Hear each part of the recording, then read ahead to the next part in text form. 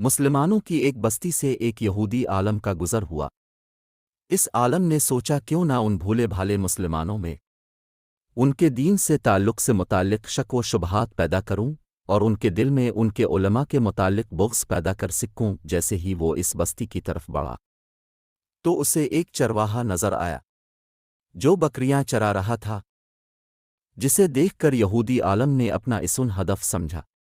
وہ اس چرواہے کے پاس گیا اور اپنے علم کی تیزی سے اس چرواہے کے ساتھ گھل مل گیا،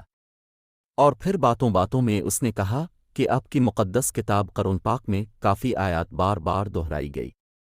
اور جن میں کافی تکرار ہے، جن کو بار بار پڑھنا پڑتا ہے۔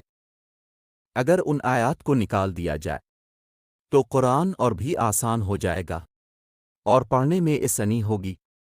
اور چرواہا اس کی باتوں پر سوچ میں پڑ گیا اور کہنے لگا کہ آپ کی بات ٹھیک ہے، ویسے پھر چپ ہو گیا، اور پھر وہ اس یہودی عالم کی باتیں سنتا رہا۔ پھر اس چرواہے نے کہا، یہ حساب جو آپ لگا رہے ہیں، اس سے یہ بھی تو ہو سکتا ہے کہ آپ کے جسم پر ایک سے زیادہ اعضاء ہوں، جیسے 2 آنکھیں، 2 کان، 2 ہاتھ، 2 بازو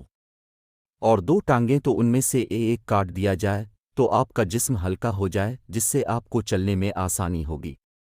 اور خوراک بھی کم مقدار میں استعمال کرنی پڑے گی۔ جب اس نے یہ بات چرواہے کی سنی